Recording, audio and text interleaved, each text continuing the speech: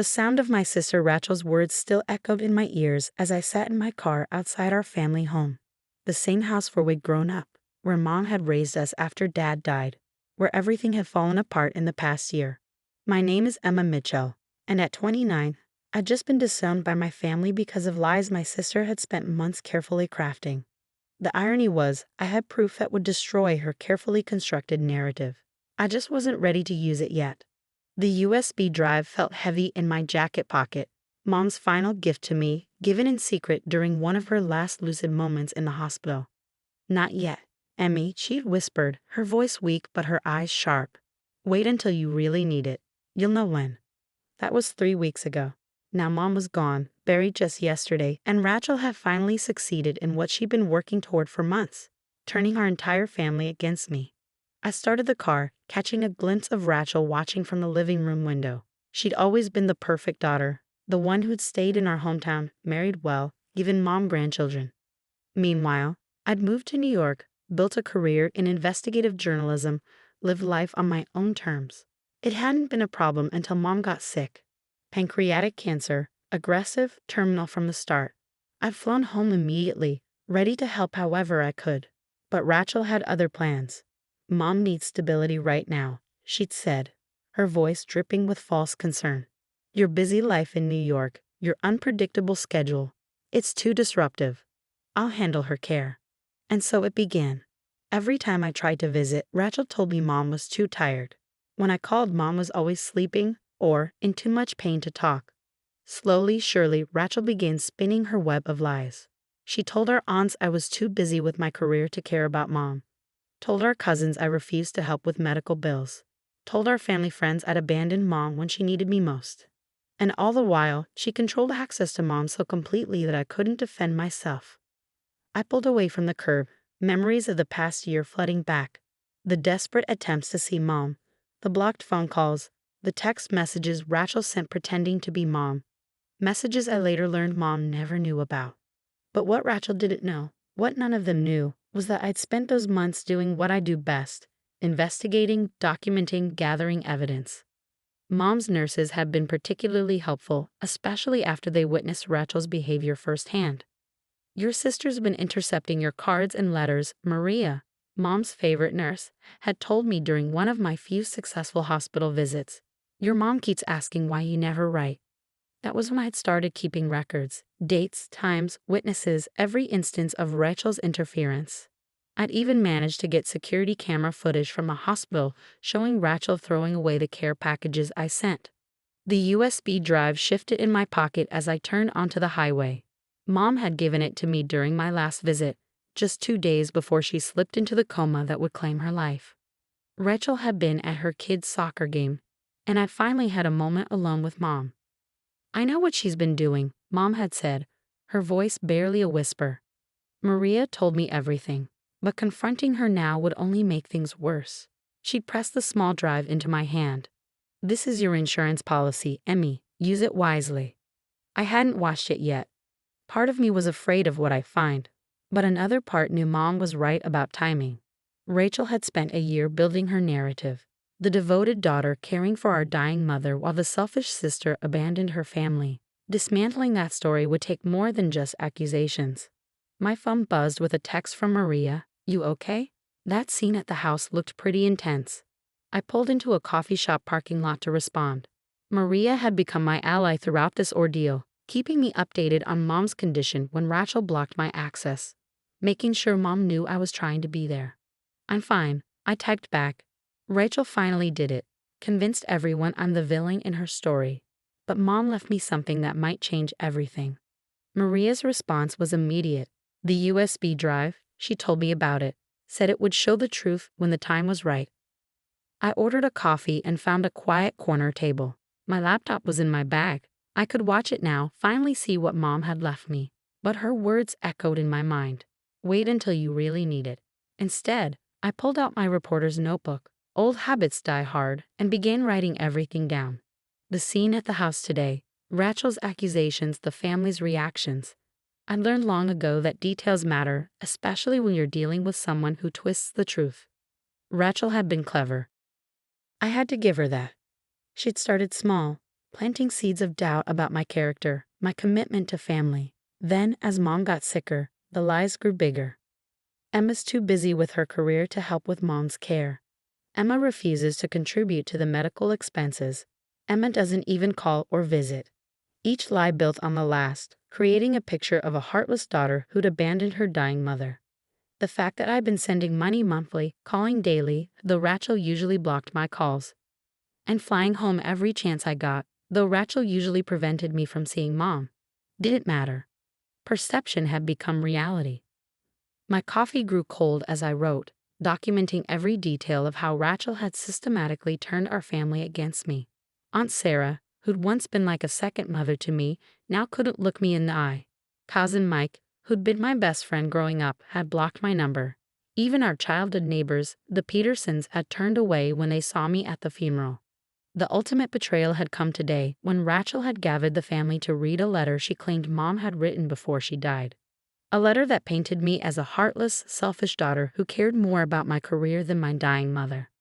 I'd known immediately the letter was fake. The phrasing wasn't Mom's. The sentiments didn't match our last conversation. Even the signature was wrong. But Rachel had timed it perfectly, presenting it when emotions were raw from the funeral, when everyone was looking for someone to blame for their grief. My phone buzzed again. Another text from Maria.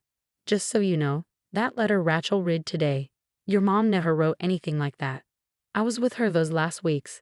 The only thing she wrote was a note telling you she was proud of you. I smiled sadly. Maria had been there through everything, watching Rachel's manipulation with growing concern. She'd even offered to speak up, to tell the family the truth, but I'd asked her not to. Rachel would only twist it, claim Maria was lying out of loyalty to me. No, this had to be handled carefully. Mom had taught me that sometimes the best defense isn't an immediate reaction, but a carefully planned response. Patience, she'd always said, is more powerful than anger. The USB drive seemed to grow heavier in my pocket. What had Mom left me? What truth was she waiting for me to discover? Back in my hotel room, I finally sat down with my laptop and the USB drive Mom had given me. My hands trembled slightly as I plugged it in, remembering her final words about it. The truth will hurt, Emmy, but sometimes that's necessary for healing. The drive contained a single video file, dated 3 weeks before Mom died. I took a deep breath and pressed play. Mom's face filled the screen, gaunt from chemotherapy, but her eyes clear and determined. She was in her hospital room. I recognized the pale blue walls and the small window behind her. Emma, my sweet girl, she began, her voice stronger than I remember from those final days. If you're watching this, then everything has happened as I feared it would. Rachel's lies have done their work, and you're probably feeling very alone right now. I paused the video, tears blurring my vision. Even at the end, Mom had known exactly what would happen. I wiped my eyes and pressed play again. I need you to understand something, Mom continued. I know everything Rachel has been doing. The blocked calls, the hidden letters, the lies she's been telling the family. Maria has kept me informed, and I've been watching, gathering my own evidence. The screen changed, showing security footage from a hospital. There was Rachel, intercepting my care packages at the nurse's station. Another clip showed her turning me away during a visit, telling me Mom was too sick to see anyone, then letting other family members in just minutes later. But that's not the worst of it. Mom's voice continued as the video returned to her face. I've discovered something much more serious. Rachel has been stealing from me, Emma. She's been forging my signature on checks, accessing my accounts without permission. My journalist's instincts kicked in immediately. I grabbed my notebook and started taking notes as Mom detailed the financial abuse. Dates, amounts, account numbers. Mom had documented everything. I've put all the evidence in a sealed envelope with my lawyer, Richard Stevens, Mom explained. Bank statements, forged checks, everything. But I didn't want to confront her while I was sick. I knew she'd twist it somehow, use my illness to manipulate the situation. The irony was staggering. While Rachel had been painting me as the greedy, career-obsessed daughter, she'd been systematically draining Mom's accounts. There's more, Mom continued, her expression growing more serious. Rachel's been pressuring me to change my will, to leave everything to her. She claims you don't need the inheritance, that your success in New York means you don't deserve any help. But I've seen her bank statements, Emma. She and Tom are in serious financial trouble. The big house, the luxury cars, the lavish lifestyle, it's all built on debt. I paused the video again, remembering all the times Rachel had bragged about her perfect life. The 5-bedroom house in the best neighborhood, the expensive private schools for her kids, the fancy vacations. It had always seemed like she and Tom were living beyond their means on his middle management salary. The video continued with Mom pulling out a stack of papers. These are copies of Rachel's credit card statements and loan documents. Maria helped me get them. Turns out Rachel's been using my hospital room to receive her financial documents, probably to hide them from Tom.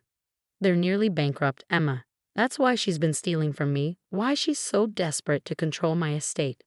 The screen showed close-ups of the documents, credit card statements showing hundreds of thousands in debt, past due notices for their mortgage, collection letters from various creditors. Rachel's perfect life was a house of cards on the verge of collapse. I've left instructions with Richard about how to handle this, Mom said. The evidence of Rachel's theft is there if you need it. But Emma, my brave, compassionate daughter, I'm leaving the decision to you. You can use this information to clear your name, to show the family who Rachel really is. Or you can find another way. Mom's face grew softer, more tired. I know you, Emmy. You're like your father, you believe in justice, but you also believe in mercy. Whatever you decide to do with this information, I trust you to do what's right. The video ended with Mom looking directly into the camera, her eyes filled with love and trust. Remember, sweetheart, the truth isn't always about punishment. Sometimes it's about giving people a chance to face their own demons and find redemption. I sat in silence for a long time after the video ended, processing everything I'd learned. The USB drive contained more files, PDFs of the financial documents Mom had mentioned, photos of the forged checks, even audio recordings of Rachel pressuring Mom about the will. My phone buzzed with a text from Maria. Did you watch it? Yes, I replied. It's worse than we thought. What are you going to do? That was the question, wasn't it?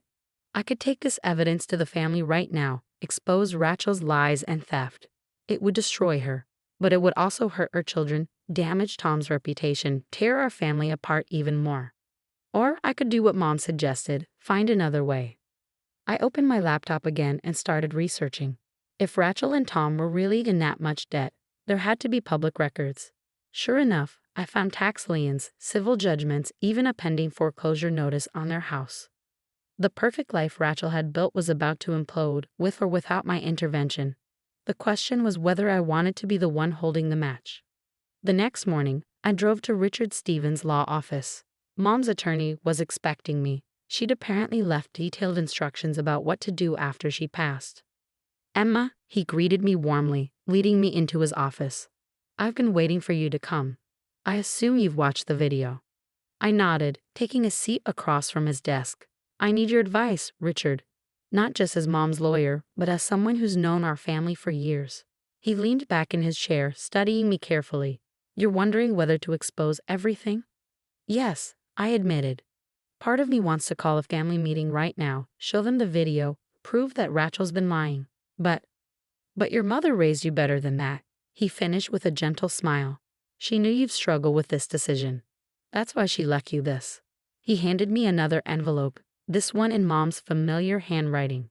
Inside was a letter, dated just days before she slipped into the coma.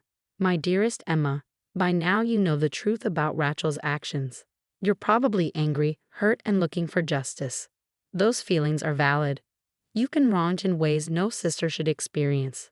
But I want you to remember something about Rachel. When your father died, she was 12, old enough to understand what we'd lost but too young to process it healthily. While you found strength and independence, she developed a desperate need for control and security. I'm not excusing what she's done. The theft, the lies, the manipulation. These are serious wrongs that need to be addressed. But perhaps there's a way to do that without destroying her completely. You're an investigative journalist, Emmy. You know that sometimes the most powerful stories aren't about exposing wrongdoing, but about understanding why people do wrong and helping them find a better path. Whatever you decide, know that I trust your judgment and I'm proud of the woman you've become. All my love, Mom. I folded the letter carefully, feeling tears well up again. Even at the end, Mom had been thinking about both her daughters, trying to help us find our way back to each other. There's something else you should know, Richard said, pulling out another file. Your mother made some arrangements before she died. She knew about Rachel's financial troubles, so she set up a trust fund for her grandchildren's education. Rachel can't touch the money, it goes directly to the schools. She was protecting the kids, I realized. Yes, Richard nodded. And she left the family home to you, Emma, not to punish Rachel, but because she knew you'd do the right thing with it. I thought about our childhood home, filled with memories of happier times. Rachel's kids had practically grown up there too, spending afternoons with Mom while Rachel and Tom worked. Suddenly, I knew what I had to do. An hour later, I texted Rachel, "We need to talk. Come to Mom's house at 2. Come alone." Her response was quick and angry. "I have nothing to say to you." Then just listen. Unless you want the family to see Mom's video. At exactly 2 p.m., Rachel's car pulled into the driveway. She looked terrible, eyes red from crying, hair uncombed, nothing like her usually perfect appearance. "What video?" she demanded as soon as she walked in. "What are you trying to pull?" Wordlessly, I opened my laptop and played Mom's recording. Rachel sank onto the couch as she watched, her face draining of color as Mom detailed her theft and lies. When it ended, we sat in silence for a long moment. "Are you going to show this to everyone?" she finally asked, her voice small and broken.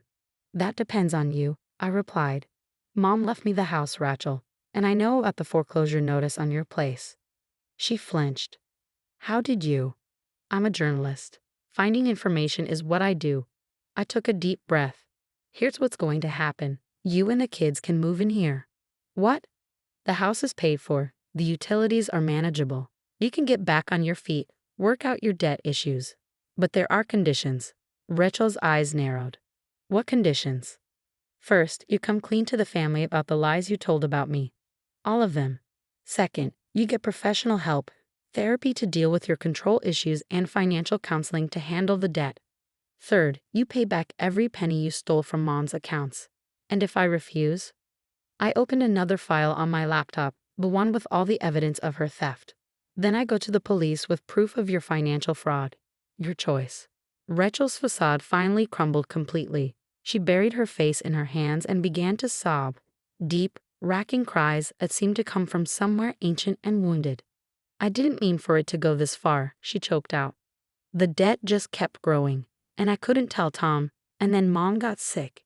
"I know," I said quietly. "Mom knew too. That's why she left us a way to fix this." Over the next few hours, we talked, really talked, for the first time in years. Rachel confessed everything. The spiral of debt that had driven her to steal, the fear and jealousy that had fueled her lies about me, the overwhelming pressure of maintaining her perfect facade. 2 days later, we called a family meeting. Rachel stood up, shaking but determined, and told the truth. There were tears, recriminations, angry questions. But there was also finally honesty. 6 months later, Rachel and the kids are settled into Mom's house. She's in therapy, working through her grief and control issues. Tom filed for divorce when he learned about the hidden debt, but the kids are doing better with a more stable, honest mother. The family is healing slowly. Some relationships may never be the same, but new ones are forming based on truth rather than pretense. Yesterday, I found Rachel in Mom's study, looking at old family photos. "Do you think she'd be proud of us?" she asked softly. "Of how we handled everything." I thought about Mom's final message about her belief in redemption over revenge. "Yes," I said. "I think this is exactly what she hoped for." The USB drive sits in my desk drawer now, a reminder that sometimes the hardest truths can lead to the most meaningful healing. Mom knew that all along. She just needed us to figure it out for ourselves.